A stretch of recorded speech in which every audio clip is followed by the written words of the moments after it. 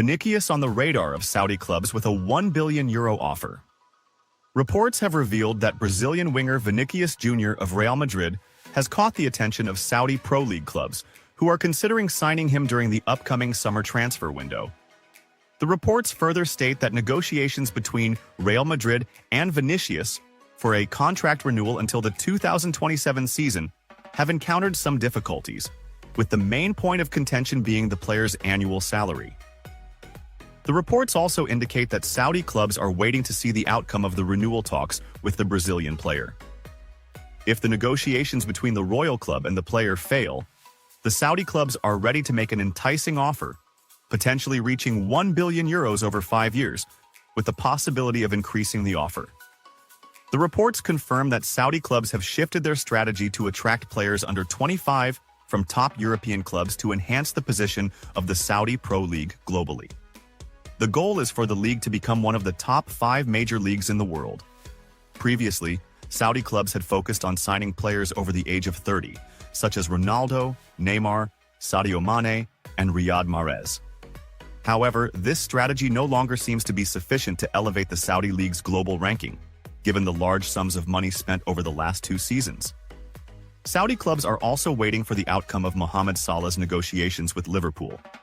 Al Hilal Saudi FC has presented a lucrative offer for Salah's transfer to the Saudi League, with the possibility of participating in the FIFA Club World Cup in the United States. The offer amounts to €200 million annually, which Salah is considering seriously. However, the Egyptian star prefers to renew his contract with Liverpool for another 3 years at the same salary he currently receives.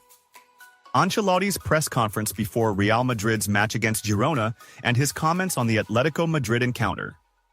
Real Madrid will face Girona tomorrow, Sunday, February 23, 2025, in the 25th round of La Liga. Real Madrid currently occupies second place in the Spanish league with 51 points, while Girona is in 11th place with 31 points. Ancelotti's press conference before the Real Madrid versus Girona match. How do you view the Girona match? It's an important moment in the season. We have to replicate our good performance against City. You cannot afford to fail because the league is extremely competitive, and every match is crucial for finishing the competition in a good position. What do you think about the team's situation in La Liga? We've had some bad luck in this regard. We've played well in the last 3 games, and we must continue in this manner. If you play well and maintain a good mentality, the result will reward you. What do you think about the Champions League draw and the upcoming match against Atletico Madrid? It's always difficult to play against Atletico. It's a fantastic match, and the last 2 encounters ended in a draw, which means both teams are of similar quality. What is your opinion on Atletico Madrid's tweets about the draw? I'm having difficulty understanding the meaning of the tweet, but honestly, I don't really care about these things. Is it difficult to convince Valverde to rest in the upcoming period? No, he played because he was performing very well. If he faces any issues or needs rest, he has no problem staying on the bench. It's also possible that he will rest tomorrow. Are there any updates regarding Bellingham's suspension and the club's appeal? We must respect the decision, but the club will appeal in an attempt to reduce the 2-match suspension. Another player will participate tomorrow. How do you feel about the club at the moment, and are you thinking about your future? I feel a great deal of appreciation from my club, my players, and my fans. For me, this is more than enough. I can't please everyone. Some will be happy with my work and others won't. Do you think the league is unfair? I stand by my opinion. I want the competition to be as fair as possible. It's difficult to find a league as competitive as La Liga. In Italy and England, there aren't many teams at the top. In Spain, there are 3 teams competing until the end. As I said before, the league will be decided in the last match. Is Ceballos or any other player facing an injury? Ceballos is in excellent condition, and there are no issues with him. All the players are fine. Of course, in the next few days, I'll assess who needs rest. Tomorrow, Alaba might be an option to play after a long time. What about the potential negative impact of all the praise he's been receiving recently? I haven't spoken to him about this. His behavior hasn't changed since he arrived and played with Castilla. He doesn't talk much, and he's very focused on his work. We talked to him to try to improve him, as we do with all the young players. He has some weaknesses that he's gradually working on, but what stands out most is his mentality and focus, which allowed him to win very tough matches. Real Madrid completed their first training session on Friday ahead of their match against Girona, which will take place tomorrow, Sunday, in the 25th round of La Liga. Carlo Ancelotti, Real Madrid's coach, focused during the session on helping the key players recover their fitness after their involvement in eliminating Manchester City from the Champions League last Wednesday in the round of 16. The match against Girona is important for the Royal Club, which has only been able to add 2 points to their tally in the last 3 rounds, allowing Barcelona to share the top spot with them on equal points. However, the Catalan rivals have the advantage due to their 4-0 victory in the first El Clásico of the season. Real Madrid must continue their impressive European form with their wins over City in both legs, 2-3 and 3-0, as they aim to perform well in La Liga.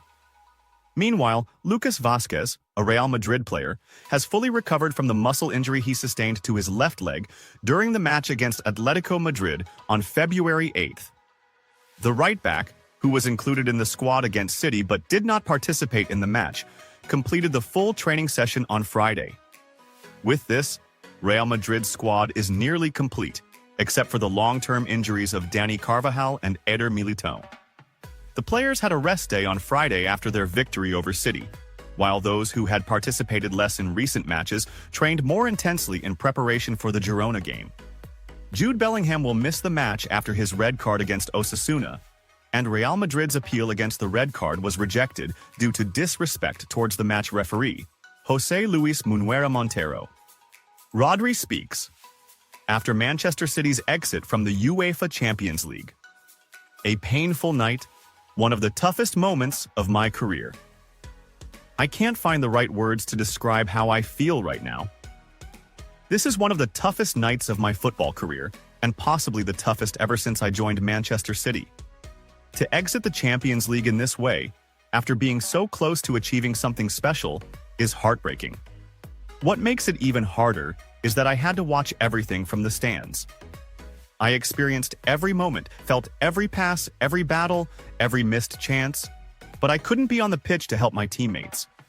It's a feeling of helplessness that I've never experienced before, and that makes this loss even more painful for me. Our preparations were strong, but the details made the difference. We prepared for this match with everything we had. We worked for days, studied Real Madrid in every detail, knowing they're a strong team with a rich history in this competition. They're a team that punishes you if you give them the slightest chance. But we were confident. We believed in ourselves and in our ability to advance, especially after our performance in the first leg. Winning 3-2 at home was good, but it wasn't enough, and we knew we needed a perfect match at the Santiago Bernabeu to progress. The first few minutes of the game were balanced. We controlled the ball, tried to impose our usual style, didn't give them much space. But sometimes in these kinds of games, possession alone isn't enough. Real Madrid knows how to play under pressure. They know how to exploit half chances, and that's exactly what happened. The first goal came early, and that was probably the turning point in the match. It disrupted our plans and made things more complicated for us. Mbappé's goal. The moment we felt real danger. We were still in the game, trying to bounce back, but after about half an hour came the goal that I can say almost sealed the tie. A quick counterattack, a pass from Rodrigo to Mbappé, and there he was. Kylian dribbling past Gvardiol in a way that made him fall, and then calmly finishing it into the net. At that moment, I felt the game was slipping away from us. Not because we had lost hope, but because we were facing an opponent who knows exactly how to finish a game when given the right opportunity. I saw the eyes of my teammates after that goal. There was clear disappointment, but we didn't give up. We tried to fight back, tried to press, tried to create chances, but we came up against a strong, organized defense. Real Madrid knows how to manage these moments, and that's one of their biggest strengths. When the third goal came, we knew the task had become almost impossible. The pain intensifies when you're not on the pitch. What makes this night even more painful for me is that I wasn't on the pitch. I know football is full of tough moments, but the hardest thing for any player is being off the pitch in such a big game. I was shouting from the stands, watching every pass, every tackle, every missed chance, wishing I could be there fighting alongside my teammates, trying to regain control, trying to stop those goals, trying to give everything for the team. But the injury kept me from doing that. And it's such a painful feeling. I had imagined different scenarios for this game all week. I imagined myself in the middle of the pitch, controlling the tempo, intercepting balls, helping to build attacks, but instead, I was sitting there, watching, unable to do anything. Football can be harsh sometimes, and today is one of those days I won't easily forget. We are Manchester City, and we will come back stronger. Yes, we're out of the Champions League, and yes, this loss hurts, but we are Manchester City, and we don't give up. We've been through tough moments before, and we've overcome them, and we will do it again. The season isn't over, we still have a lot to play for. The Premier League is still within our reach, and there are other trophies we need to fight for.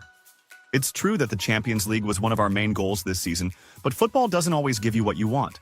Sometimes you fall, but what matters is how quickly you get up. I want to thank the City fans who were with us in Madrid, who traveled to support the team. We felt your presence, we felt your love, and we know that we let you down tonight. But this is not the end. We owe it to you, and we will come back stronger than ever. Now we have to lift our heads, analyze our mistakes, learn from this experience, and move forward. We have a great coach. We have a team full of exceptional players, and we will return to the Champions League next season with a stronger mentality, a bigger spirit, and an unlimited desire to win the title again. This loss will hurt for a while, but it will also drive us to come back stronger in the future. Manchester City is not finished here. We are at the beginning of a new phase, and you will see that in the days